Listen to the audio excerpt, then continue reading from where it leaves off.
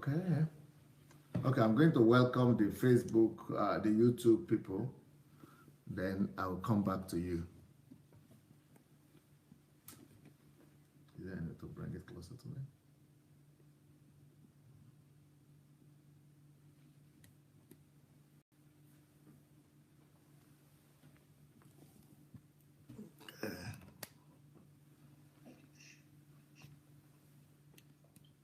Can you make it on the full screen? And you need the film as well, so I'm doing the film too. Okay, did you get the film you wanted? Hello, Doris, welcome.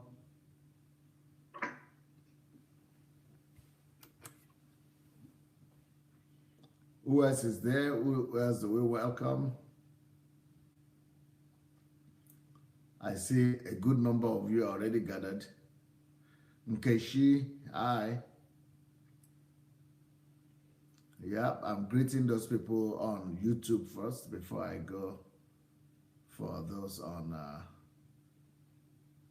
favor, blessings. Nice to see you people. But you already got it somewhere. You're looking for it again.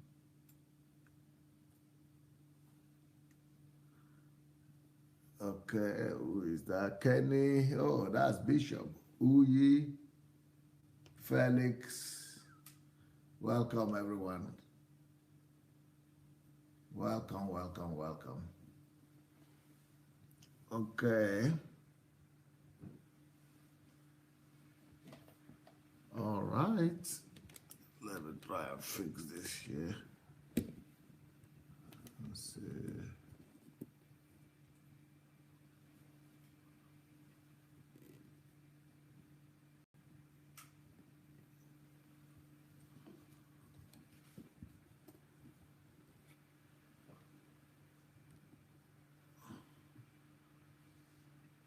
Okay. Let me check on Facebook and see if our Facebook is on. We are going to have an interesting program today. And with a certain Shegun Fatuma. You have a lot to learn about Shegun Fatuma today. But you will. Don't be in a hurry. Just be ready to listen. There are a lot of things to learn about Shegun Fatuma.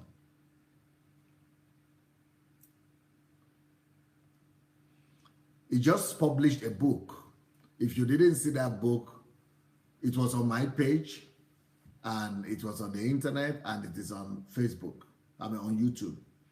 It's called A Diamond Hawking on the Streets of Lagos. Well, now that a diamond on the street is now a scientist. Once hawking on the streets of Lagos, from the streets, is now become a scientific researcher and a scientific person in Europe, in one of the best universities in the world. He has a story that is similar to mine, from grass to grace. Shegun Fatuma is a grass to grace story. And that is unbelievable that this could happen in our lifetime, unless there is an eyewitness or the person himself is alive to tell the story. But this book, I read it personally, and it gives a lot of hope. And I think this is one of the books that must be a must read to all Nigerian kids, from primary to secondary school especially, so that we will know, and to all adults, for everybody to know that there is hope, no matter how hopeless things might be. Okay, let me go ahead and welcome a few people from Facebook, and once I do that, I will show you a film from Nigeria And there is a reason why I want to show that film. Because in that film, you will see a picture of who this my hero today used to be like. So on Facebook, we have Jimmy Black, Iye Doyen, Isaac Kehinde, Malaika, Adewale Jones, Kola Tosho, Francisca, thoughtful writer, Ekeban, Patience Ronke, Roslyn Amaka, and many others. Now, we are welcoming all of you to Facebook and YouTube, please, I want to call upon you to have a look at this video here. And this video here will tell you something about the life that my hero today lived before today.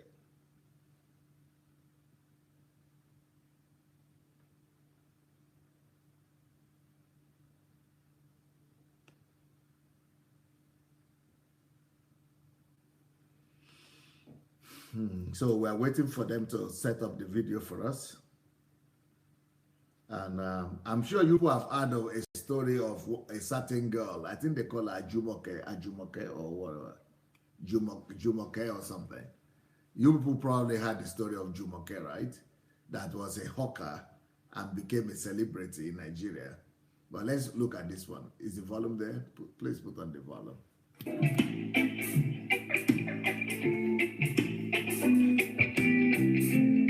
This is Lagos. An average child, when it's summer, it is time to have fun and to attend summer classes, or better to go on a vacation with your family and your friends. But this is not the situation for these kids.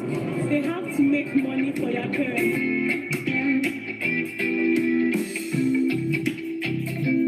What is your name? Oluwadam Larry. Your name is Oluwadam Larry. I'm like, what say you sell? I dey sell biscuits. Pure water.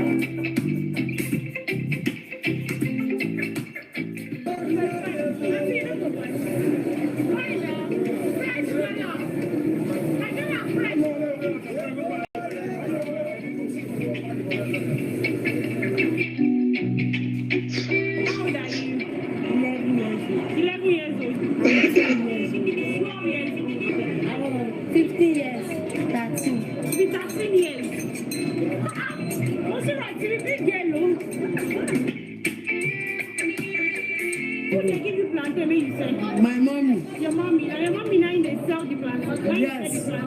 Yes. My mommy. My mom. Did they sell groundnuts for your mommy? For my mom. For my mom. I just want to help my grandma to sell. How long have you been doing this business? I spent almost 2 years on it. 2 years? Yes. As in selling things on the road, running after vehicles, how do you do it? This is nothing very difficult to do now. I don't know if you see now we're going to do them as we see them. So like how many cartons do they sell in a day? It depends on how the market be. Sometimes we sell 3 cartons. 3 cartons. Sometimes 4. So how many hours will it take you to sell all these things that you have here? We can spend almost some days we can come around 6 o'clock or 7 o'clock In the morning? in the morning before we go out around 11 o'clock or after 10. In the night? Before you sell all these things?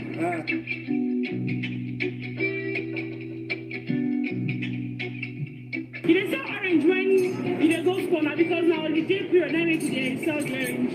No, sometimes when I come back from school, I will help my mom. If I come from late, I'll go and sell my water.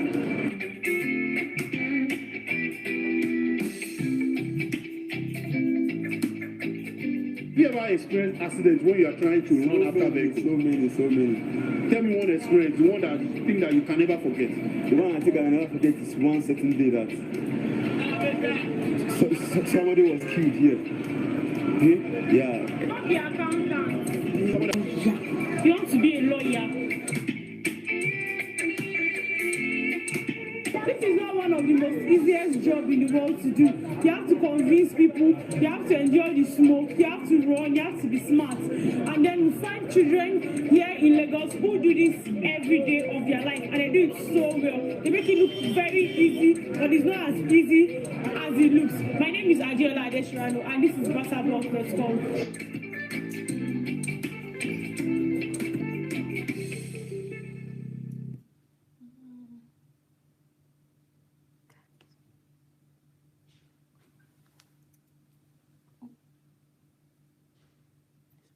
Hello, guys. Bring me.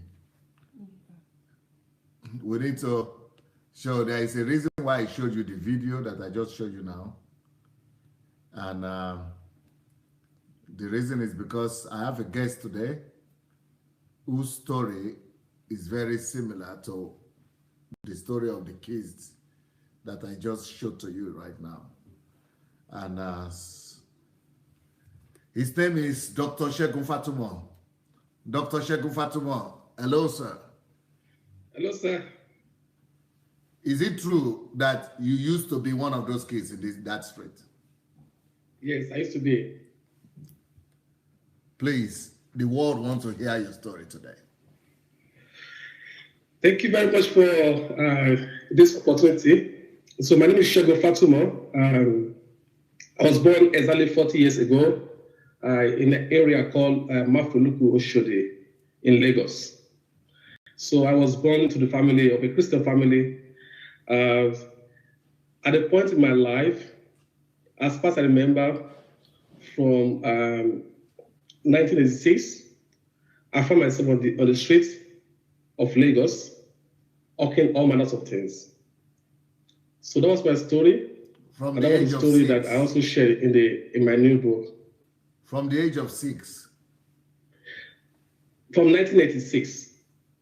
From what age? That was age 9. From the age of 9, you found yourself Yes. in the street of Lagos. Yes. That Oshodi Road. No, okay. Initially, I was born in Mafoluku Oshodi. So I lived there until when I was 9. So later on, so we moved to the boundary of Lagos and Ogun State, around area called Iju-Shaga, and that's where I did most of the hawking until I was around 16 years old. Is it Ota area? No, not Ota, it's around Iju-Shaga area. From 9 years old to what age? So I was 16 years old. Wow. Oh. So you know what those kids are feeling? Yes, definitely.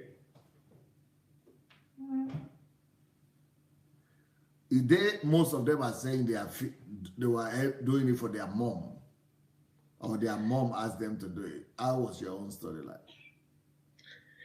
The major reason why anybody will up on the street is because of poverty. There's no other reason. If you're comfortable, if you have abundance in your house, there will not be any reason for any child or any adult to up on the street. What was the situation with you growing up then? So I was born 40 years ago, like I said, and my mom was 19 years old when I was born. Ooh, that's unusual in a Yoruba family. So that tells you the background. Sometimes people have to get married early for many reasons. So by the time I was born, was she married or it was just? She was married. She was married, and she had a child before I was born that died. So that meant that she married around 17 years old. So I was born when she was 19. My dad was 26 years old. So she never went to school, never went to any school. My dad had a primary school education. So we were living in Mafoluku Oshodi in a room that was given to them by my uncle. Go ahead and talk. Go ahead. Keep on talking until I stop you. Yeah. So that was the situation. So we were living in that room. So I remember when I was 8 years old, so we were all together, myself, 3 other siblings, my dad and my mom. So we're living in one little room. So I remember vividly that room, we used to partition that room into 2. So my dad and mom, they would normally sleep on one side, and we, the children, would sleep on the other side. So at some point, my little sister died when we were in that room. Wow. So that was what happened until 1986. Eventually, my parents, they took a very bold step. Somebody introduced them to a piece of land somewhere at the boundary of Lagos and Ogun State. It's around Ejushaga, Edinolobo area. So they took a step to get that piece of land. So they built a house for many years. And eventually they decided to move to the house. So when the house was not completed. So we moved to the house to an uncompleted building in October 1986.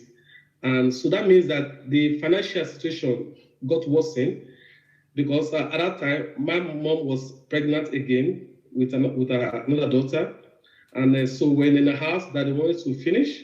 So we're living there. And so the reason why we have to up on the street, that was a reason for, that was more reason for that. So I was doing that also when we moved to that area for many, many years. Okay, I would still like to come back to your mom and dad. But before I talk about that, you are now a lecturer or a professor, you could say, a French, a lecturer and a research fellow at Cambridge. Yes, I'm a research scientist at the University of Cambridge and Wellcome Trust Sandey Institute in Cambridge. Now, that is unbelievable, almost mind-blowing. How can you go from street hawking to Cambridge? Not just a student in Cambridge, but a lecturer in Cambridge. What is happening? Is it for real? There are not too many Nigerian lecturers in Cambridge that I know personally. Maybe there are millions of them there, but there are not too many that I know, and not too many that any other person know, which means it's a rare thing for you to come across not just a student in Cambridge, which could be many, but a lecturer in Cambridge. And then from this background, because your own background is almost as bad as mine. Because my own background is that my own mother also was not educated, didn't go to school, but she didn't marry at 19 or 17. That is absolutely, I'm still going to ask you about that because that is unusual, at least from where I come from. I'm Fatumo, is that Ondo? No, it's Osun State. Osun State. But Yoruba people don't encourage that so much. Is that common in that area? No, I don't think so. But if there's a reason to do that, so my mom, for example, she didn't grow up with her parents. Okay. So she grew up with a foster parents. Okay. So, and there was a reason for her to marry early. Okay. Yeah, that's normally what will happen in Yoruba land. Only if the kid, a baby, gets pregnant early or gets, something just, if there is a condition, a reason like that, like you said, an unfortunate situation. That's what will happen. Because even though my own mother was not educated, she also didn't go to school. But of course, she only married at 19 or 17. She married only at 26. But my father too was also not educated. No primary school, nothing. Just like your own. Your own was primary school, right? Yes, primary school. Okay, my own didn't even go to primary school. So my mother and father didn't go to any primary school, but they were in the village. But your own was in Lagos. I mean, that is even more strange. So they got married in the village. So they were looking for a greener pasture. So they moved to Lagos. Okay. So they moved to my uncle's house in Lagos. Okay. So they were looking. That was in the process of looking for a greener pasture. They moved to Lagos. Yes. But you were now born in Lagos. So I was born in Lagos. I see. So your parents would have been coming from a very, very humble background. I mean, when you were growing up, did you ever dream of Cambridge? How could you ever, did you ever even heard of Cambridge? Did you even ever hear of Cambridge? No. The first you time never heard of Cambridge? No. Now you're a lecturer there. So the first time... Wait. I want to call on everybody to go and share this video right now. Please, everyone that is watching us, please go and call everybody. Call your relatives at home. Let them quickly go to Facebook. Let them quickly go to YouTube. Because this is, now mine is a unique story. But this is a formidable, unbelievable, mind-blowing, a sensational story. This is a sensational story right here. And I'm going to go back to that situation, that film again. We are going to show it again, of people hawking in Lagos. And we all know it. We have all seen it. I used to hawk like that too. But I was hawking not in Lagos. I was working in a safer place. In a safer place. I was hawking in the villages, between villages. So it's much more safer. But to hawk in Lagos, how I wish I could gather all those children in Lagos right now and show them your biography and show them your book and show them this program that we are doing right now and show it to everybody in Nigeria, every street child in Nigeria, and say, look, oh, there is a place called Cambridge, oh. In Nigeria is teaching there, oh. And this Nigeria used to hawk in the street of Lagos. So what could have happened? What could have led to your mom and dad coming? What kind of background is that? That must have been a very underprivileged background, because thanks to Awolowo, you know, the Yorubas have been uplifted much more higher than this. It is in the north you should see more of this, or in those states where there was no free education. But thanks to Awolowo, 40 years ago, free education was already available.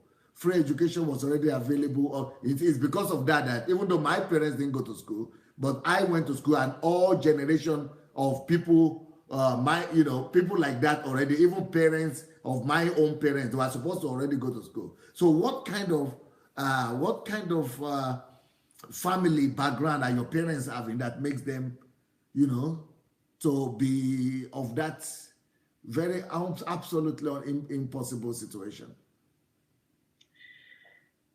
So my mom, according to the story, due to poverty, so her parents could not raise her. So she was sent to a foster mother where she was living, and she couldn't go to school. But my dad... Was she just living, or she was working as a help or house help? Yeah, she has to work for them. She has to work. If you live as the way they do foster parenting in Africa in those days, it's not the way they do foster parenting now. So you have to work for them. You have to go to farm and do some work for them to train you. And she was in the village with her parents? Yeah, she was there with the foster parents. She was sent from her own village to another village? Yes. She was sent from her own village to another village. That's my father's village. Okay. Yeah. Yeah, go ahead with the story. We want to hear. So that was her story. So she never went to school any day in her life. But my father had primary school education. And according to the story also, he tried to get admission to secondary school. And there was no help. There was no one to help him. So he could not go to school. So eventually... Was he also from a underprivileged, from a modest background like your mom's background, or what? Do they have similar background or what? Yeah, they had similar background. But my father's background was a bit better because he was able to go to primary school. But he could not continue the education because there was no money to further the education at that time. Were there no school, no secondary school, no primary school in the village there? There was primary school and secondary school, but at that time, you have to pay for them. For my mom, I think our case was more of women are not allowed to go to school. Yeah, that was the case of my own mom too. Yeah, so women are allowed to go to school, but my father was privileged to go to primary school, but he could not continue to secondary school. So that was their story. And I think that was the reason why they got married early. And they were fortunate to be invited to Lagos. So they were living in Lagos with my uncle. Father side, mother side? Yes. Who invited? So my uncle, the father side. Okay. Yeah. So they were living, so my uncle provided them a room where they were living. So we lived in that room for more than 10 years. One single room with how many people, sir? One single room. When I was 8, we were 6 living in that room. So myself. 6 in that room? Yes, my dad, my mom, myself, and 3 other siblings. So we were living in that room. How big was the room? It was a little room, a small room. So what we did was that my parents partitioned the room with a curtain. So they slept the other side. So we slept at the other side. Not even with a block or a... No. It's a room. It's one room. So they have to use a curtain to partition into 2. I've seen such a room in Lagos. Yeah. I have an uncle that lives just like that in Lagos. I mean, I don't know if they are still living like that, but he was living just like that in one room in Shomolu, one room, and many other families also like that. So they had one room, wife, and 5 children. Yeah. 5 children, husband and wife, one room that was partitioned. Yes. And do you know what? The reason I remember this is that on my way to Lagos, to Ukraine, to Europe, I was supposed to travel and no relative in Lagos. So I and my sister, the only place we could stop over was with this uncle who already had 5 children, husband and wife, that is 7 people in one room, one little standard room that is partitioned into 2. No, yeah, but they just only bed was on the other side, all the children here, and then I and my sister still came to stay in that place, but thank God only for one night before I go to the airport. So I know the kind of room you are describing. So that was some of the room that we were living in. So we were living in that kind of room. So we were 4 children, and my mom and my dad. So eventually, the last born at that time, she died, also in that room. So we're 3. What do you think will have caused that? I don't know. Even before I was born, the person that was born before me also died. So for my mom, at her age, at around the early 20s, she already lost like 2 children. So that was the circumstance. Because there was no hygiene, no health, no condition, no healthy condition, no environment to be giving birth to those children. It's not a healthy state of things. That's why children shouldn't be born into that kind of condition. Definitely. And your mother and your dad only was working, right? Yeah, my dad, because he couldn't go to secondary school, so he became a tailor. So he had a shop around that Mafulu Kushode, where he was sewing clothes for people, and my mom was doing trading. Petty trading. Petty trading. But normally, I know those kind of children they end up helping their parents do petty trading in the street like you are doing. But normally, they never pass WAEC. They never normally pass WAEC. Normally, they end up becoming tall. I mean, what do you call the bus conductors? Yeah, they end up being bus conductors and, people like that just roam the street and do some. So how come you didn't become like that? I didn't pass WAEC also, but the first time. Yeah, because the kind of school you are going to, there is just no way you could pass WAEC. No. So I was going what kind of school are you going to? So I went to a school called Agbado Kiaro. It's Agbado District Compressed High School. It's a local school. So I went to that school. And when I was in SS1, SS2, I was also learning to become a tailor. No. Yes, I was. I can't believe it. Yeah. You were, So you are not just trading, you are not just hawking in the street, but you had condemned, you had seen your life, that your life was going to repeat the life of your father. Yeah. As a tailor. So my father was very religious. So my father believed that when you sow in the morning, you also sow in the evening because you don't know which one will germinate.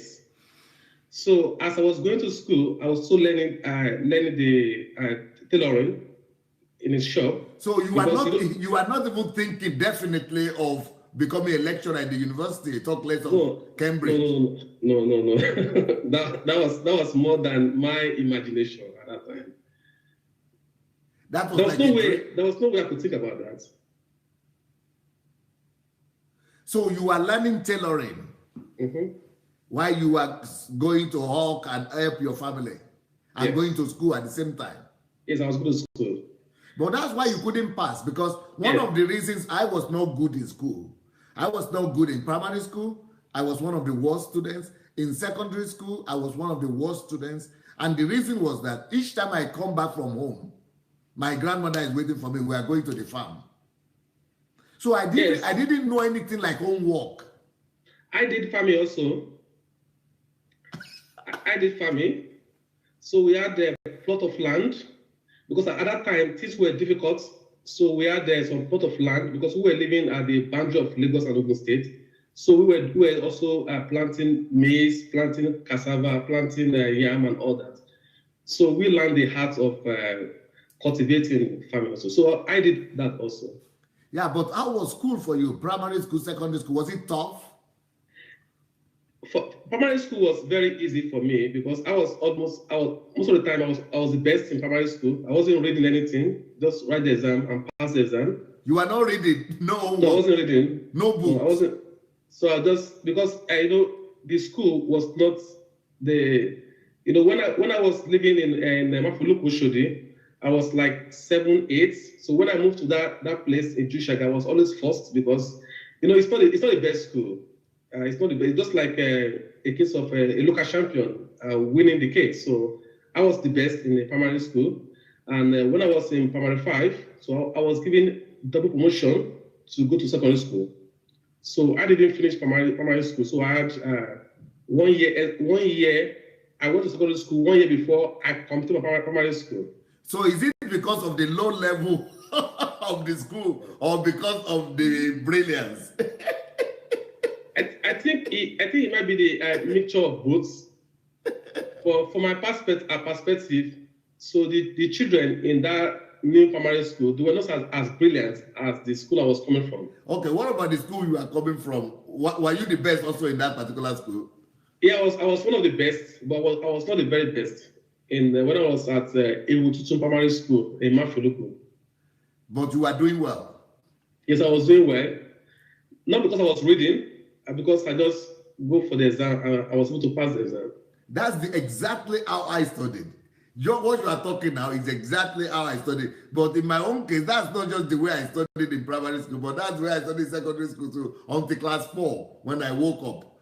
But before then, I would just go to class and they would say tomorrow is exam. Is it? Okay. Today is exam. Okay. We'll sit down and write. So that is how I also finished primary school. I never read anything. I would just be, but I was always present in class. I think the same thing with you. Always present in every class, never missing class, and then just showing up to give exam, never reading any books, not even books to read. So, but then in your own case, you have to go and work in the farm. You have to go and help your father in tailoring. You have to go and hawk in the street of Lagos. And then you still have to go to school. So that was secondary school for you in that case. Yeah, secondary school, that was, my mom has a shop and then she was selling everything. So I had to go and hawk for her. So I was alternating between hawking and also tailoring apprenticeship. So until I mastered the art of tailoring also. So I was also very good at doing the tailoring. My father was doing the traditional tailoring and what is called embroidery of clothes. So I was able to do that. So that did not allow me enough time to prepare for the exam. So eventually... No, what about from secondary school, class 1 to 5? How are you doing? Yeah, class 1 to 5 in secondary school was good. I was also one of the best. And again, not because I was reading, just because I was just in the midst of people of my caliber. So I was one of the best also in secondary school. But was that an inferior secondary school as well, or it was competitive? Yes, it was not one of the best secondary school. And then one way to measure that is that when I did WAEC, even though I was one of the best, I didn't pass my WAEC. And were you surprised by that? I wasn't surprised. I had just few credits until I have to sit again for another exam. You were not surprised that you failed the WAEC? I was really surprised that I didn't pass as I expected, because we didn't put enough time to study for the exam. No, what about the teachers? And I think that what makes a good school is the teachers. So if the teachers are good, the school will be good. Some of them try their best, but okay. But apart from you, what about some of the, let's say, the top 10 students, the top 10? How many of them passed their WAEC the first sitting? I think most people were just in my category. I had maybe like few credits, 4 credits, and we have to do a GC so that we can combine 2 results together to get admission to university or polytechnic. So no one passed outright in the whole school. I don't think anybody had all the credits at first sitting. I don't think so. Even the brilliant students. I was one of the brilliant students.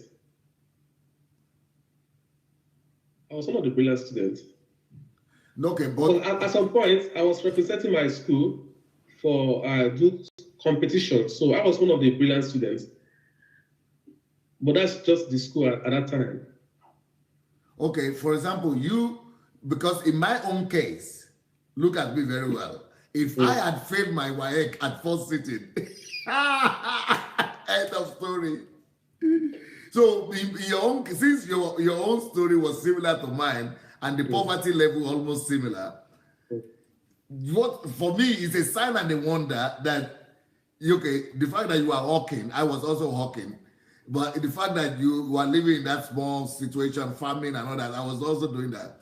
But I was not brilliant in secondary school, primary school. I didn't even read. But the last Form 4, that was a year before the last. That was when I came to myself, because my sister told me, if you don't pass this WAEC, you are going to remain in this village forever. If you fail, even that WAEC, the one I gave and I passed, it was just like 10 years ago that I remember they told me who paid for it. I couldn't pay for it.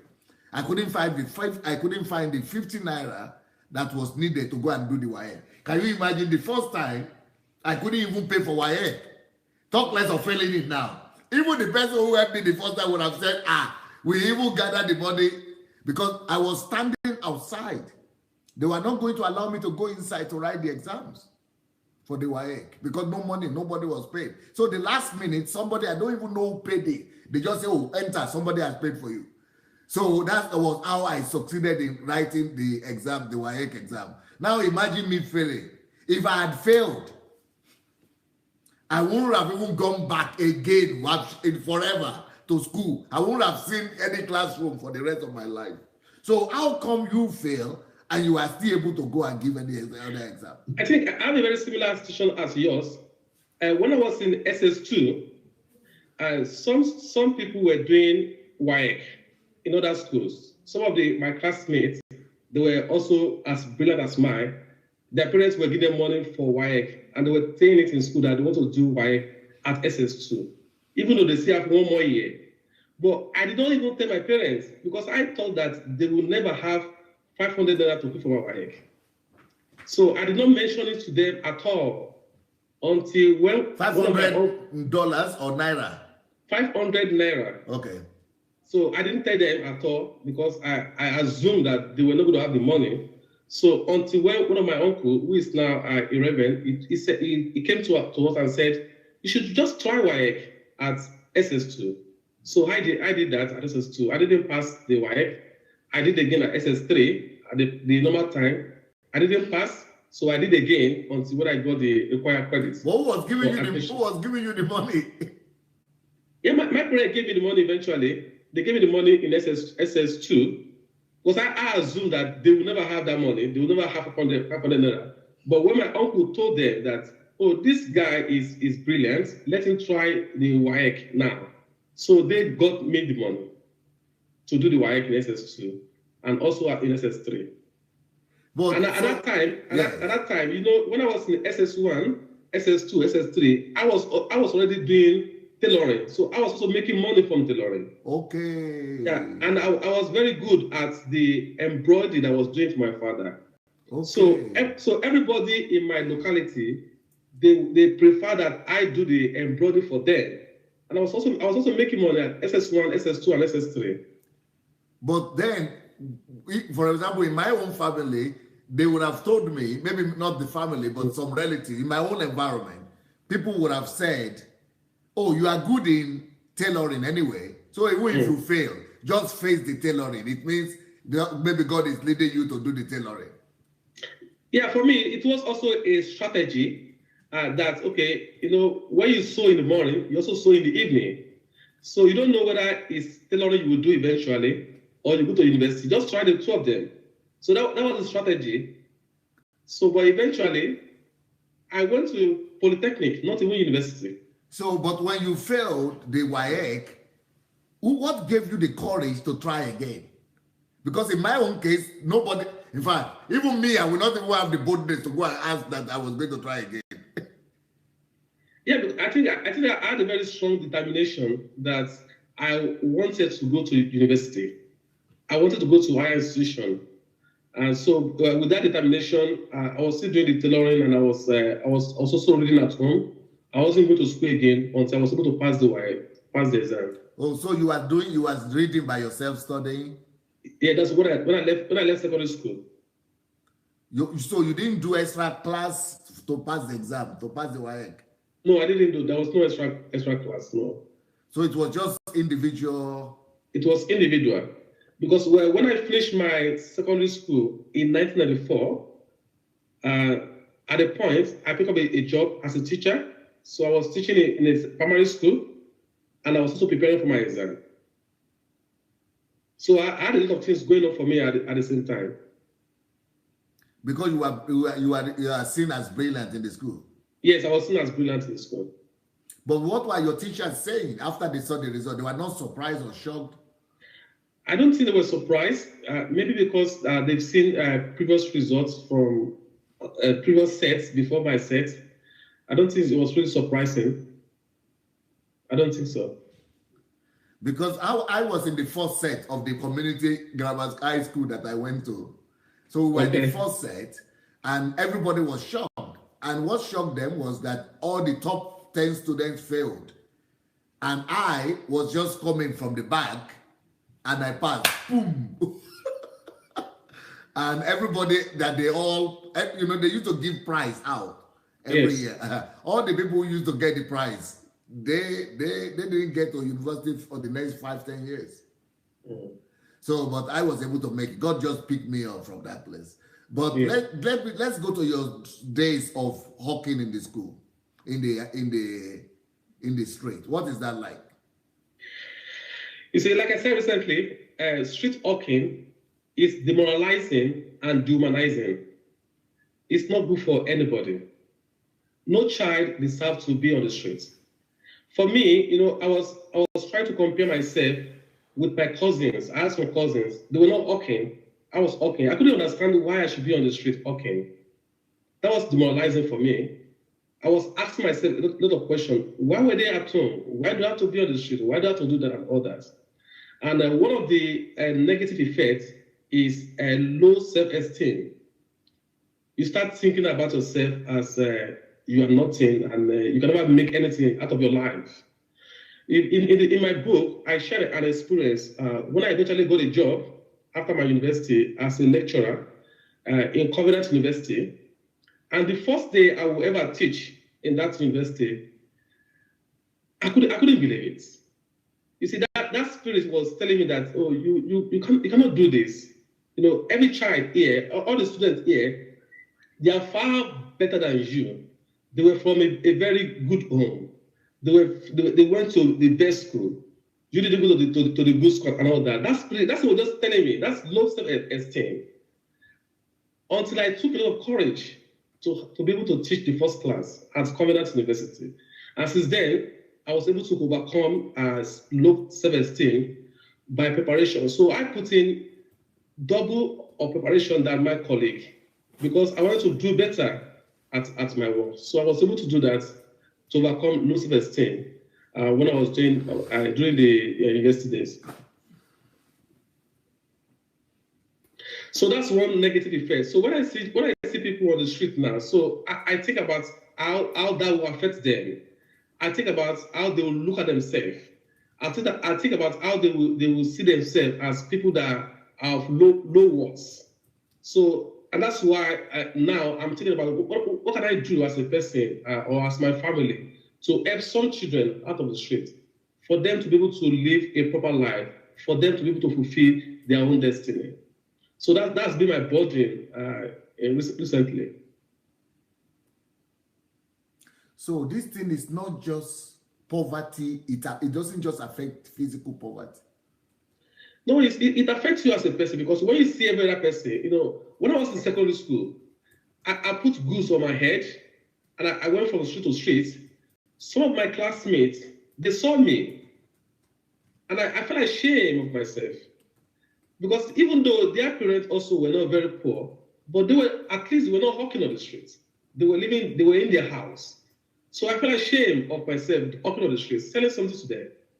So it's hawking on the street is demoralizing, it's dehumanizing. It's not what anybody should do.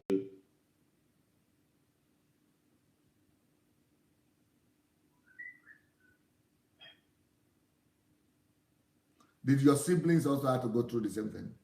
Yeah, some of them, at least two of them after me, but after some time, so still got better for my parents, and they were doing very well. So nobody was doing that again. Maybe I think since maybe 1994. But the two of them after me, they also did similar things. Not as much as I did, but they also did similar things.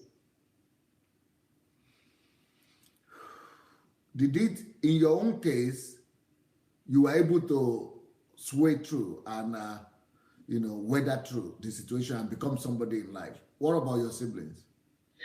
Yeah, they are doing well. They are also doing well. They are all in Nigeria. They are also doing well. They all have their family and doing their best.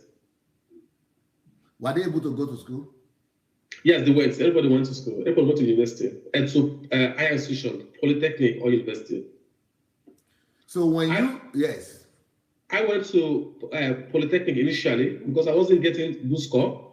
So I went to Polytechnic for 2 years. Were you getting a good score in WAEC or in JAM?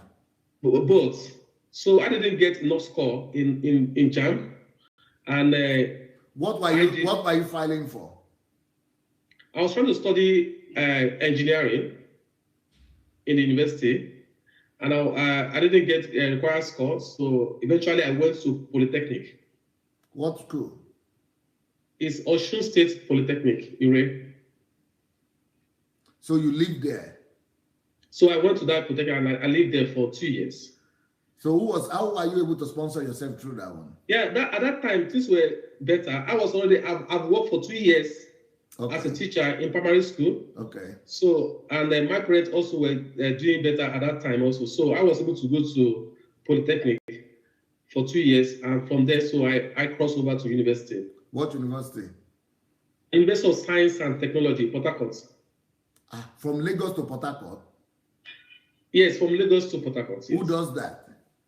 Because when I finished my Polytechnic, I had a reason to live with my uncle, who is a reverend.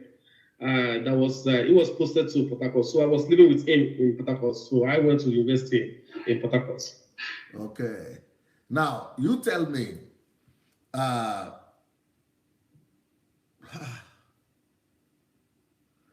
when did you first hear about Cambridge? Most people know Cambridge. I just, you think about Cambridge as somewhere in the space or somewhere that is unachievable. You just know Cambridge.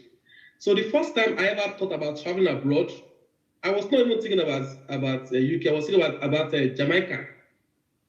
I didn't have an idea of say Cambridge or UK. So I was thinking that okay. Nigerians travel to Jamaica. I don't know. I think I got to know that there's somebody that is a Nigerian person in Jamaica. So I was like, okay, maybe I could travel to Jamaica. Maybe that person could help me. That was my thought at that time. Somebody is asking, what year were you in Irene? Is it Irene you call it? Osun State Polytechnic area. I was there from 1996 to 1998. 1996 to 1998, yeah. A certain Funmi Moore, I think, says she went there too. Okay, now, so now who are you? Okay, so now, before now, I was a lecturer at the Covenant University, Otta. Before I moved after first degree or after second degree? After my first degree, so I got a job in the Covenant University. How come you are able to get a job as a lecturer in Covenant University with first degree? So they employ you as what is called graduate assistants. So you work with a professor while you are doing your master degree and your PhD. So I was employed as a graduate assistant. So eventually we were given a staff development scheme to do our postgraduate program, so MSc and PhD. But even as a graduate assistant at that time, you started teaching. We started teaching. So did you have a good result or from university or what? Yes, I got second class upper. Okay. I got a 2-1. I heard that most of Nigerians, the best of the Nigerians, the most common best is 2-1. It's 2-1, yeah. That is the dream of most Nigerian students. That's what I heard. Yeah. Some people finish 1-1. Yes, but first class. That is very rare, they said. Yeah, no, it's not that it's very rare. It depends how much of hard work you put into whatever thing you do. When I finished in my department, nobody had ever had the first class. That I finished, so I finished with a 2-1, very good 2-1. So that was, you had the best result. You had the best result. Yes, in my department, when I finished, I had the best results. From University of? University of Science and Technology, Port Harcourt. Department of? Computer Science. Computer Science. Yes, sir. This lady also said she also studied computer science for me from that Iran, but she was there from 96 to 98. Yeah, I was in Osun State Polytechnic Iran. I studied statistics. Okay. Mathematics statistics. So I had a what is called direct entry, so University of Science and Technology, and I studied computer science. Okay. Yeah. So you are good in mathematics or what? Yes, I'm good in mathematics. Mathematics mainly or just all science? I'm very good in mathematics. Okay. And also now I do more of programming to do my research. Yeah, yeah. So you began to teach in Covenant University then you finish your master's in the process? Yes. And then you PhD in the process, yes. And finished PhD in the process. How long were you in Covenant University?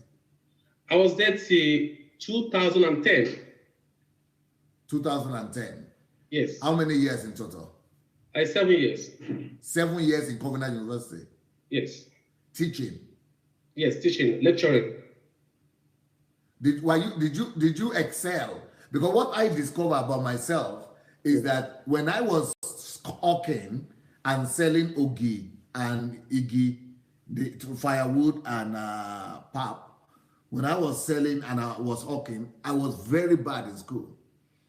Then when my grandmother died, so I had to live by myself. So I was just doing farming. I was planting maize, they call it that time, corn, and then cassava, and then yam, and then there is another kind of yam they used to have in Africa. Is it cocoa yam they call it?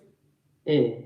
Is there anything like that, cocoyam? Yes. Yeah. So cocoyam. So those are the things I was doing. So I could plan. That was when I started planning. I could structure my life.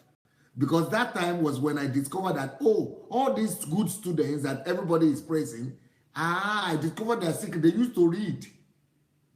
So that was when I began to read at night. In the day I will walk, in the night I will not sleep, I will read. So that was, thank God that my mother died, my grandmother died, because she would have been pushing me to go to do things her own way. Because she wanted me to go and walk. So, but now, when I started managing my own life, that was when I could study. I started to study 2 years before I finished school. And that was how I was able to study enough to be able to pass. But then, so I became one of the best students in my WAEC, and I did very well. So I did very well in WAEC, but I even did better in JAMB. Because in JAMB, I was not going to school. I was not going, because when I was in secondary school, I was still going to school, going to farm. But this time, I could do JAMB, not going to school, just going to farm. For me, it was easy because I didn't need to go to school. Just instead of going to school, I was studying by myself and going to farm. So I had enough time, more time to study for JAMB. So I had the third best result in University of Ife for JAMB, but for art.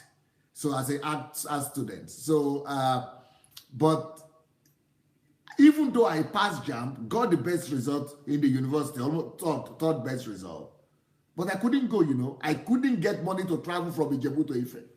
Can you believe it?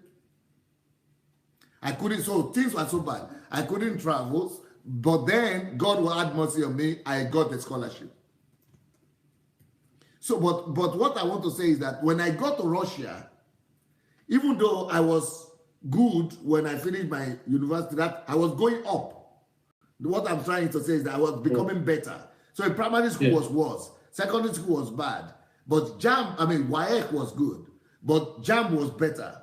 But when I got to Europe, and nothing was distracting me, and I could see everything is cool, like I was in the aircon. The whole country is like aircon to me. I could eat. I didn't need to look for food. For me, that is like, it's not possible not to look for food. I was not hungry. No need to be hungry. It's a new thing that I'm not hungry. So what will I do with my time? So if I'm not, I don't need to be hungry. I don't need to look for food. So I have all this time to just go and just study alone. I couldn't even believe that there are some human beings living. That the only thing they worry about is just to go and study. So why is anybody failing? I couldn't believe that anybody could fail then.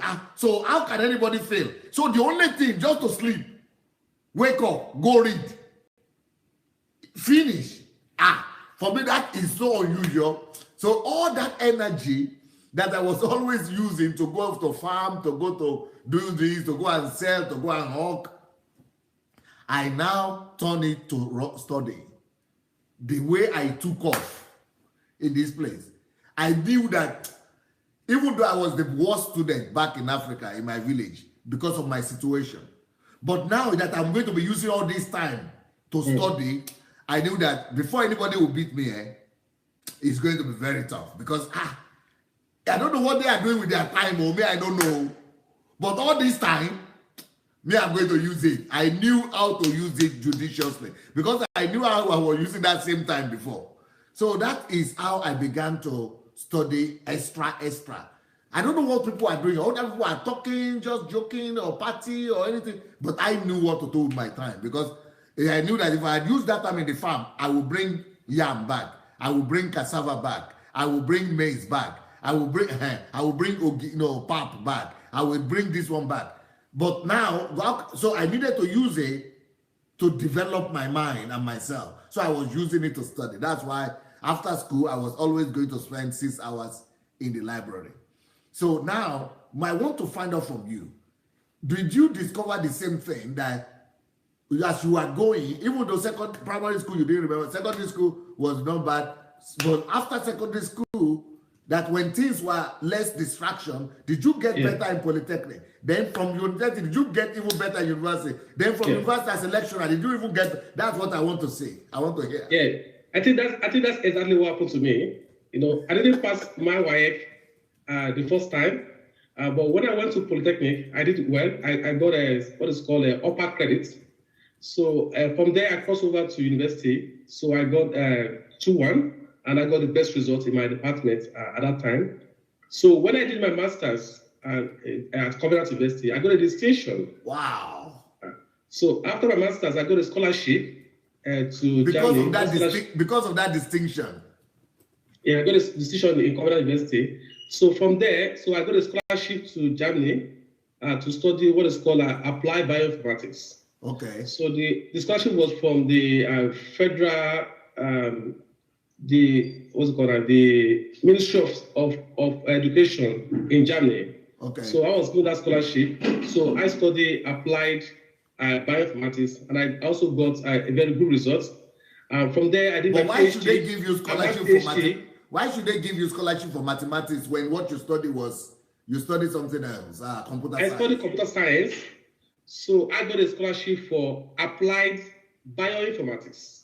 Bioinformatics? Yes, bioinformatics. Oh, I thought it was mathematics, you said. No, bioinformatics. So bioinformatics is the application of computer science to biology. Ah. So I did that, and I did my PhD also in less than 3 years. So that was very good. So I got my PhD when I was 31 years old. In Nigeria? In Nigeria, but I did my research. My research for my PhD was done at the University of Heidelberg in Germany. So I was in Heidelberg for 1 year.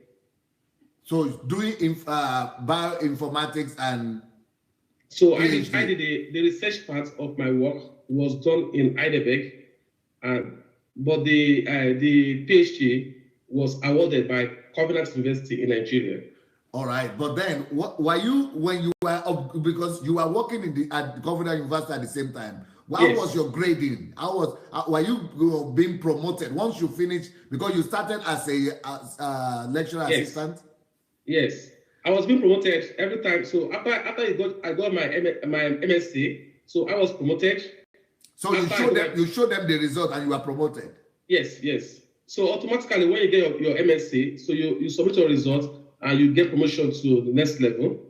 Okay. So after 2 years, or when you get a PhD, so you also get promotion also. So that's how you go up until you become a professor. So you were going up like that. At what time did you get to England and Manchester? What do you call it? Manchester, or what do you call your university? Cambridge. Yes. How did you get to Cambridge? Yeah, so I was teaching at Covenant University. I really enjoyed my time at Covenant University. I enjoyed teaching, but I wanted... What were you teaching? I was teaching computer science and mathematics. Okay. So I enjoyed my teaching, but I wanted to do more of research. I'm going to put you in a hot soup right now. Okay, sir. In a very hot soup. And I know you are not the type that likes hot soup, but since I am a troublemaker myself, but let me put you in hot soup before you continue your story. The soup I want to put you is this. I've had Bishop Oyedepo, very, very ambitious man, very commendable. I commend him. In fact, I think we have same virtues with him, similar characteristics in some things.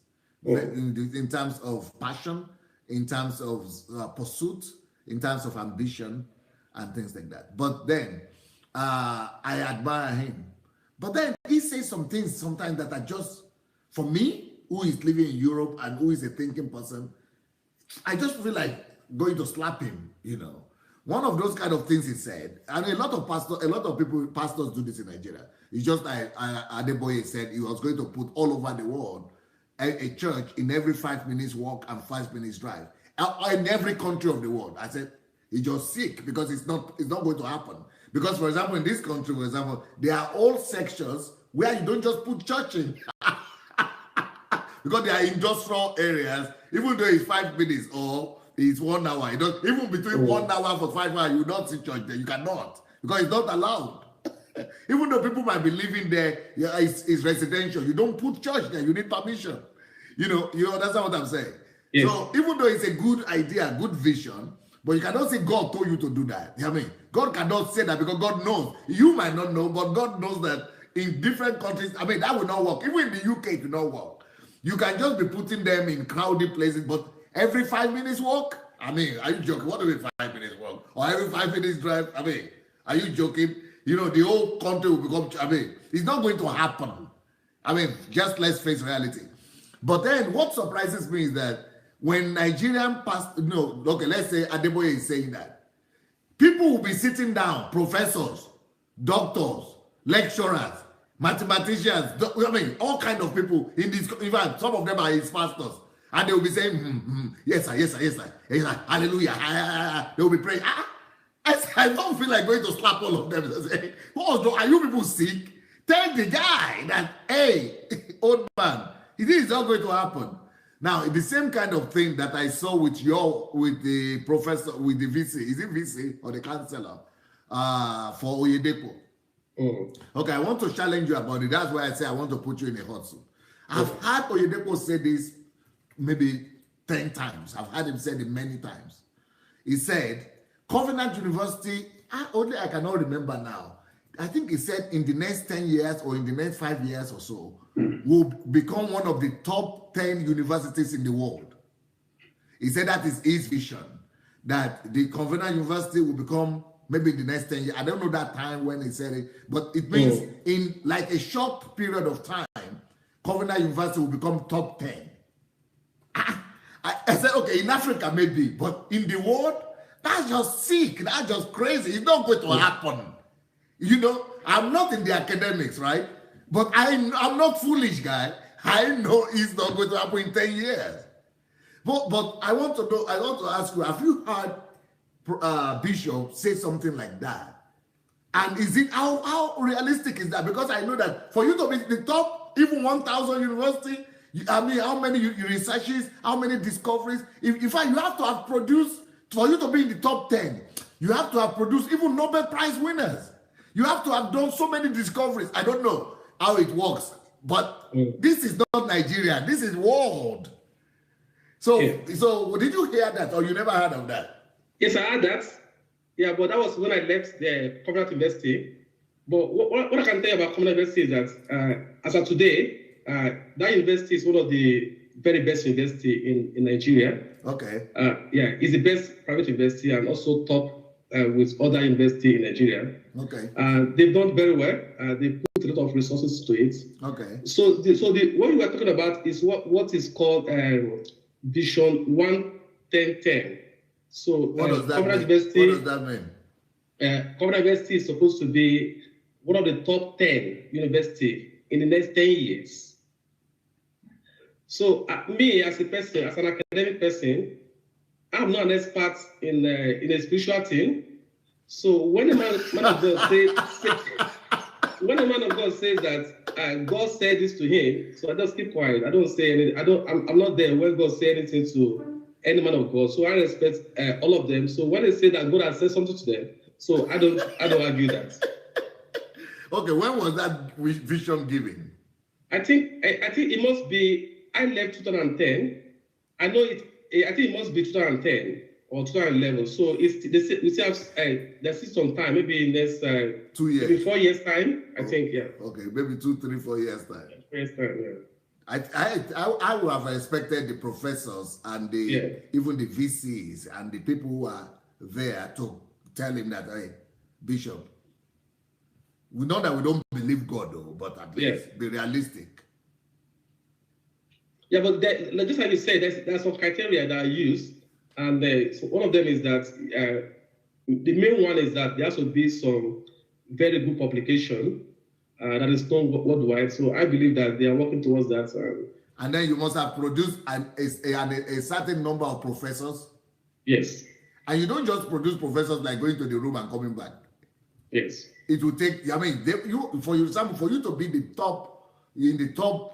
For example, I know a university where my brother went to. That is, and you know your own university. Your own university is in the top 10 in the world, or maybe the top 5. Yes. Okay. Now, one of the top universities in the world, which is in the top 10, is they call it Moscow State University. Okay, it's Moscow University. So that university, for them to be in the top 10, apart from the university itself, they have at least 200 institutes. I don't know how many the Cambridge University has, or that small, like you have, you are in one of the institutes, right? Yes. I'm at the Department of Medicine. So we have a division called computational medicine. Yeah. So I'm at that division. And what's the name of your own institute? Is it an institute or college? No, okay. I have a joint position with division of computational medicine at the Department of Medicine at University of Cambridge, and an institute called Wellcome Trust Sandey Institute. Also under Cambridge? No, under Cambridge, another institute, separate. Okay. Yeah. So, but then you have a lot of other research institutes in Cambridge, isn't it? Yes, we do. And colleges. Yes. That's the kind of thing I'm talking about. So, like these people, these other Moscow University, they have about 200 other, institutes, colleges, research institutes, and publications are in the thousands. Publications, maybe, I don't know how many, and professors, they have nothing less than 2,000 professors that they have produced. So, like, I've been trained to use my mind, right? And I question everything. Even if God tells me something now, there are some things God will not tell you. For example, God will not, in this country, in England, there used to be a pastor, get it again. Can you make it come to me? There used to be a pastor in England that they call Gilbert Deere. This Gilbert Deere, funny guy, he doesn't know how things work in this world. Because this Gilbert Deere, he went ahead and started telling people lies. For example, that people are going to be giving birth, or how is it going to do? Yeah. He was telling people, so that you will be able to, he was telling people that people are going to be giving birth in 3 months, that he's a miracle worker. And as a miracle worker, I mean, this is silly. As a miracle worker, he can pray for women who are barren, and the women who are barren will be giving birth they'll be pregnant for 3 months instead of 9 months. It's just like that. There are some things that God will not tell you. God will not tell you that you will be. Hello, Sheku, can you hear me? Yes, I can hear you. Okay. I was telling people that are listening to me that there is a. What do I need to do? Okay, good. That there is a certain. Come to my side. I mean, can you move closer this side to the left side of your to my side. To the left side of your side. No, the opposite. Yeah. No, move. You need your head, or the whole body needs to come this side. Otherwise, close. Yeah, that way. Yeah, good. So what I was trying to explain, Shegun, is that there was this man in England they called Gilbert Deere, and this Gilbert Deere said he's a miracle worker because he's a man of God. God speaks to him, and that God has given him power to make women pregnant and have children only in 3 months. So he started praying for people, and people were coming out with testimonies. Women were coming out that, yes, in 1 year I gave birth to 3 children. I became pregnant one time. So in one time, I became pregnant 3 times. 3 times pregnancy, 3 months each. I've given birth to 3 children, 6 children. One of them said I gave birth to 6 children in a year. Some of them said 9, 3, every 3 months. And they were coming out to testify. And of course, the gullible charismatics, Pentecostal African believers, they were believing it, that man of God is so anointed. Oh, because you cannot do that kind of miracle. So when people like me question it, they say, because you don't have that power. God cannot use you to do that kind of miracle. That is why you don't have his anointing. That is why you are criticized. Accelerated pregnancy, accelerated sperm, he said yes. So that kind of thing, when I hear Nigerian pastors speak, people like Bishop Oyedepo saying in 10 years we are going to become top 10 universities in the world. I mean, I know he's a joker. I feel like going to slap him and say, hey, wake up, man. That will never going to happen. I guarantee you, I can bet $1 million it's not going to happen. I mean, I can bet $100 million, $1 billion it's not going to happen. Because it's just like saying Gilbert Deere, I'm I'm going to have 10, 3 children in 3 pregnancy in 1 year. You understand what I'm saying? It's just like saying, Adeboye is saying, I'm going to have a church in every 5 minutes drive or 5 minutes walk. I said, come on, you can tell those kind of jokes to Nigerians and Africans, but don't tell those kind of jokes to educated people. I mean, don't play on my intelligence. Don't do that with me. Don't do anything like that where I am. I'm not crazy. Religion has not made me to lose my mind, okay? And I will talk. I'm not like you. You are the one that is well behaved and well brought up in Africa. Me, I'm not well brought up. I left there very early.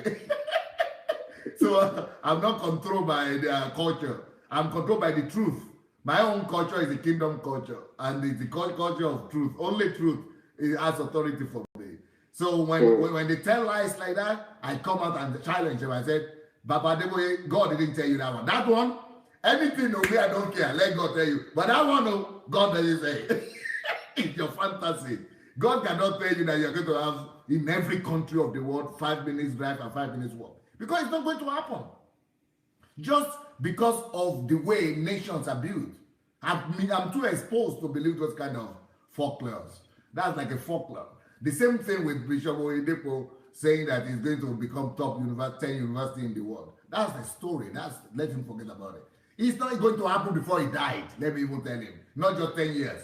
He can live to be 120 years. It will still not happen. Let me tell him. I can bet it with anybody. Because it's not easy. It doesn't just happen like that. People come to church and people come and say some spiritual things and say, God said. And every gullible people believe them, God said. But in this real world, it is not God said that makes things happen. No. It is real laws of reality. It is 1 + 1, 2. There is no God said that can change that. That is just the way this world functions. So, so what is it like being in Cambridge? You need to move again to this side again. That same side again. Yeah, move more, a little bit more. Okay. Yeah. Yeah, to your left. More, a little bit more. Your body is what I need. I don't need your chair. I just need your body. Yeah, okay. Now better, yes. Okay, so when I left Commonwealth University 2010, so I went to Georgia in the US for a post. So, like I said, I finished my PhD at 31. So when I got to the US, I was very happy that I finished early at that time. But when I got to the US, I saw that I was the oldest postdoc. Wow. But in Nigeria, you are the youngest. Yes, I was the youngest at that time. So in Nigeria? Yes. But in the US, you are the oldest. Yes, I was the oldest in my group. So other people were just 27, 24, 25. And I was very ashamed. So I saw that I had not really done a lot.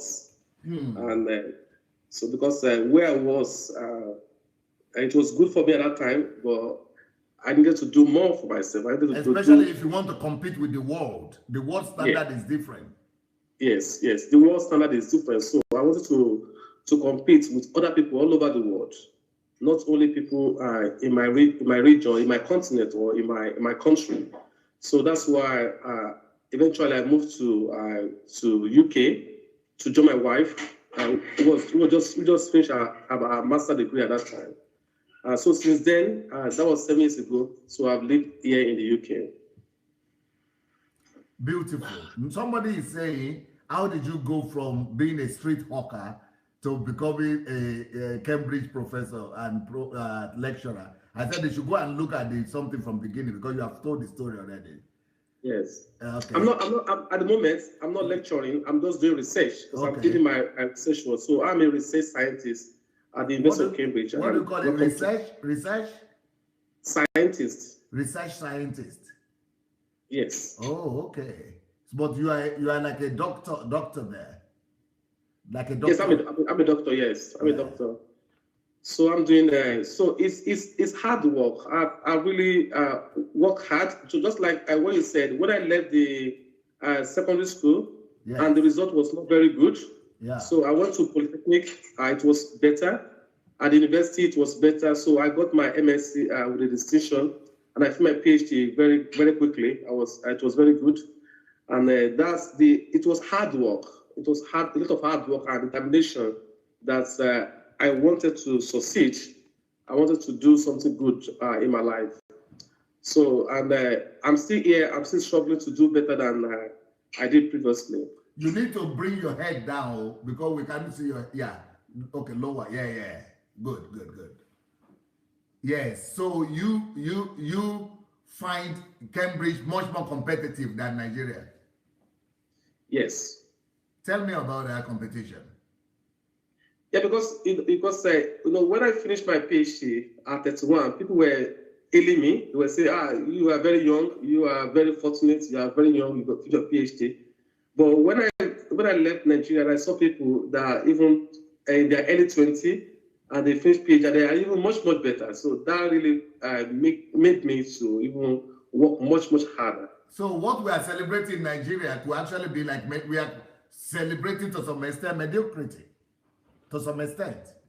Yes, because if you want to be competitive, I think we should be competitive worldwide. Yes, that's what I believe. No, somebody is writing now, of course now, they have to be better. How can you compare Cambridge to Nigeria? But me, I don't reason like that. I don't care. I came from Nigeria and I became better in Europe. And I became better than everybody I became better than Americans, than English people, than Germans. I had people from 99 countries in my university and I became better than all of them. So I don't care. I don't want to compete with Nigerians. I don't want to compete with Africans. For me, that is waste of, that is not even competition. It's not even work. If anything is worth doing at all, it's better to compete with the whole world. And that is, especially when you are a scientist. When you are a scientist, because the inventions, we just say that, okay, if you are going to be saying you are going to be comparing yourself only to Africans, the inventions are going to be done by all of them. Then you will never invent anything. You will never discover anything. You will just be using. You will never lead. But in this time, we have to lead the world, not just follow the world. I don't know if you agree with what I'm saying. Yes, I agree. Absolutely. I agree. So we need to be competitive worldwide. And that's what motivated me to stay back. So at the beginning, it was really very challenging for me to catch up with many people. But every year, it was getting better and better and better. So it was, even though you are good, you are the best in Nigeria, but it was still challenging, competitive for you. Yes, when you got here. Yes. Wow. So that means that we need to up our games even much more in Nigeria. Yes. Otherwise, we'll be left out totally. Yes. What will you tell those kids that when you see them selling on the street? What will you tell them? Yeah, I would say that people have to be determined, and life does not end on the streets. So what I'm doing as a person now is that we are launching a foundation to help as many people as possible from the streets, because we know the negative impact that being on the street might have on them.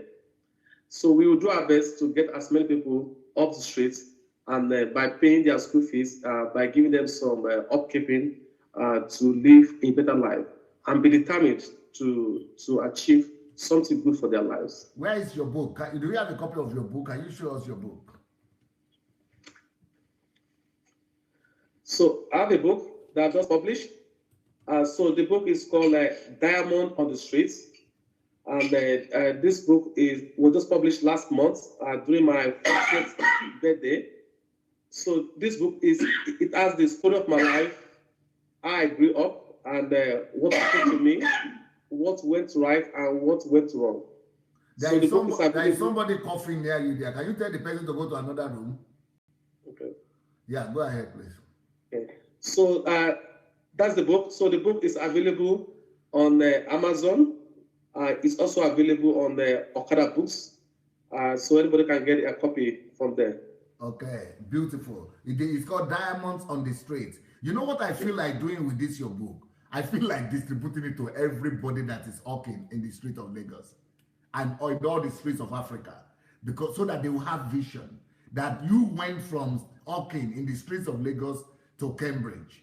That every one of them, not just Cambridge to work as a student, but as a worker, as a scientist, as a scientist. That is mind-blowing. Okay, before we go, I only have one more question for you. How did you come across Pastor Sandei Adelaja, and what have you learned from him? So when I went to Germany, that was in 2006. So that was during the FIBA World Cup, Germany 2006. Yes. So I went to a place called To Begin. Yes. And everybody was asking me, do you know Sandei Adelaja? Do you know Sandei Adelaja? I never heard that name before. In Germany? Time. Yes. You see, so you see what is happening? In Nigeria, you are in Nigeria and coming from Nigeria, you never heard Sandei Adelaja before? No. Even though you were in Covenant University, a Christian university? No, I never heard. And you were a Christian? Yes. But Germans knew who Sandei Adelaja was, but you didn't know who Sandei Adelaja was? No, I didn't know. So who are the people asking you? Are they Nigerians or Germans? No, they were all Germans. Asking you, do you know Sandei Adelaja? Yes.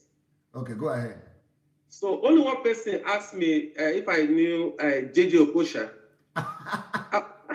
So I was like, oh, okay, you are using your sense because this is during World Cup. So you should ask me about the footballer. But every other person were asking me about Adelaja. So I went to do a bit of research and check.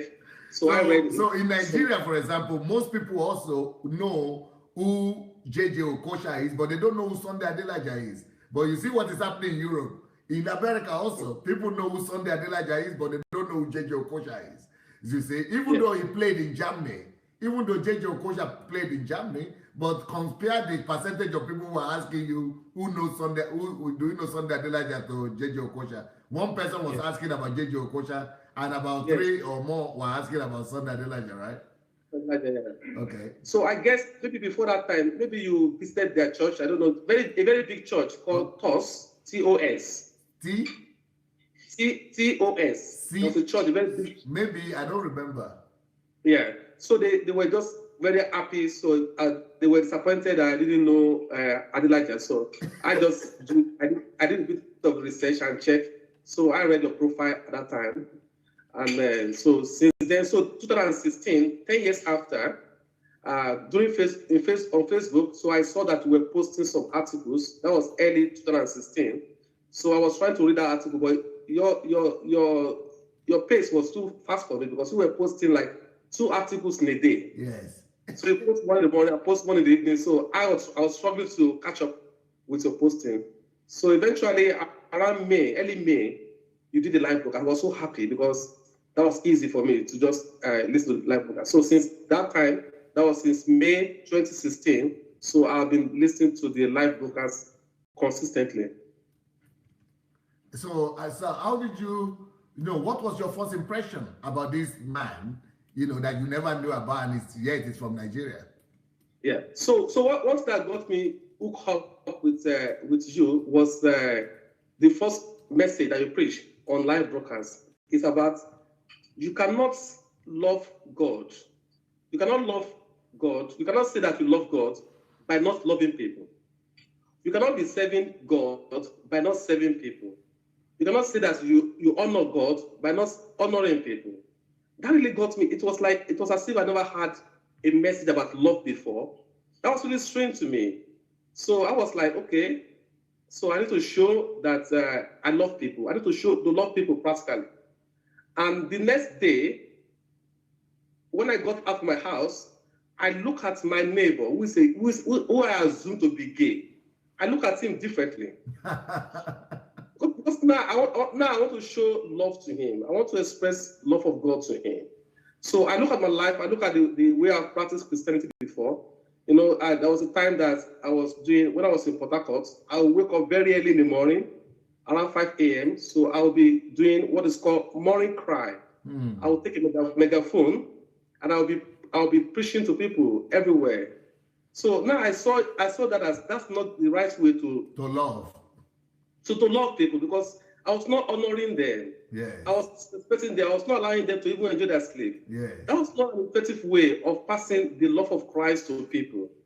So I used to also do deliverance when I finished university. During my university days, because I was a leader also in the university fellowship. I used to do deliverance, and one time before, when I was doing deliverance, I've once slapped a girl before, but she was violent. So, and where? What country was that? That was in River State. I hope you didn't do that in Germany or in England, or you'll be in prison. Or...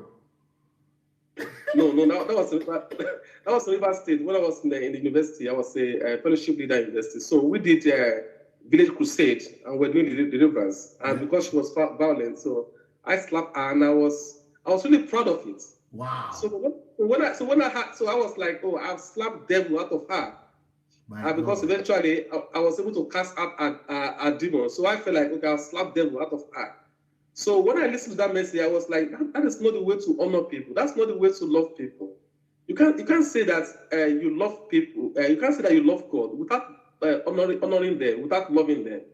So for the first time, when you talk about the Good Samaritan, I got that message differently. I said, oh, so even though this person was a pastor, he was going to church, but he saw somebody that was wounded on the road. He didn't do anything. He didn't show love.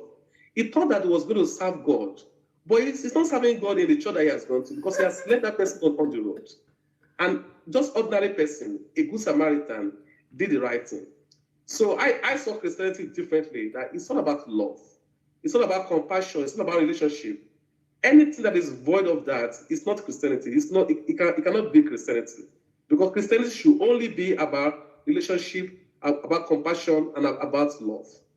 Beautiful. So since then, I got like, I have to listen to this person. I have to listen to what he's saying, because what we're saying really caught me. And you started following since then? I started following since early May 2016, up to date. How has your life improved since? Yeah, my life has improved, because now I see people differently. When I had a message, when I went to drop my daughter in school, I paid attention to everybody there. I wasn't doing that before. I didn't notice people. I didn't know that people were going around. But I saw people. I said, oh, only God knows what this person is going through. Only God knows. So you started seeing that love, practical love. I started showing practical love to people. And that is most important to anybody that wants to be a Christian. Wow. Let me ask you one more question. Do you think there are still many people who will come out of the streets of Nigeria, out of the hawking in the street to make it to Cambridge? By the grace of God, I've just launched a foundation last month. So the foundation is called Boaz Foundation. And so the vision is to get people out of the streets and help them to fulfill destiny, to do what God has put in their mind to do. So I believe that there's too many people, there's so many diamonds on the street of Lagos, on the street of Kigali, all over Africa, that they need somebody that will help them. Somebody like me and somebody like everyone that is listening to me now, that will help them to be able to fulfill their destiny. Okay, what about, how can they find you? What's your Facebook page? On Facebook, you can just look for Boaz Foundation, B-O-A-S. S or Z? S. S, okay. Yes. Boaz Foundation. B-O-A-S. One word. One word.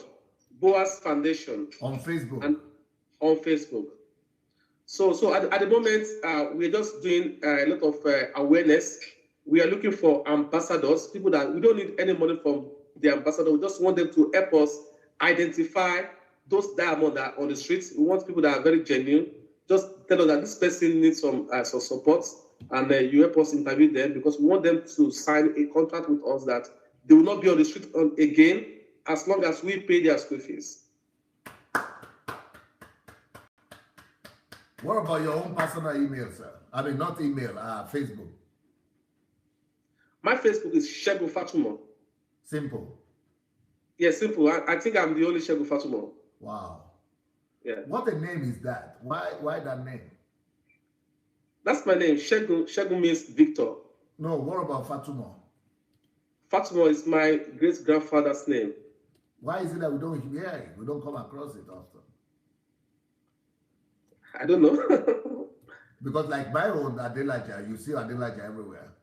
Yes, but Fatumo is not very common. People that are Fatumo, probably my people from my cousins or my brothers somewhere. Okay. Extended family, yeah. Wow. How did you meet your wife? Where? I met my wife in Port Harcourt. I thought she was Yoruba as well. Yes, she's Yoruba. She's Yoruba. So initially we met in Lagos. She saw me in Lagos. I didn't meet her in Lagos. She saw me in Lagos in our church. We were Baptists in Lagos. So when I moved to Port Harcourt to study, so she came to my uncle's church, and since then we became friends and got married. Wow. They say, where do you hail from Osun State? What town? From Masifa Ejigo local government. Oh, yo. Say that again. Masifa, Masifa, Masifa Ejigo local government, Osun State. But what about the village? The village is Masifa. The local government is Ejigo local government. Oh, okay. I got it now. Wow. Your wife is so sweet like that. Do you mean that Baptists can produce people like that? Yeah. And you yourself, you are so sweet. People like that come from Baptists. Yes, we're Baptists. I was Baptist. I think that we need to begin to honor and elevate more these kind of churches like Baptist, Methodist, and all those mainline churches. I think they now produce more level-headed people than the charismatic and the Pentecostals. Anyway, I'm supposed to go on air in the next 15 minutes. Can you believe it? I cannot have, this is the most I've done with anybody. 15 minutes, I'm coming live. Thank you so much, Sheikh Fatima. It was nice being with you. Thank you, everybody. Have a wonderful. Let's meet in the next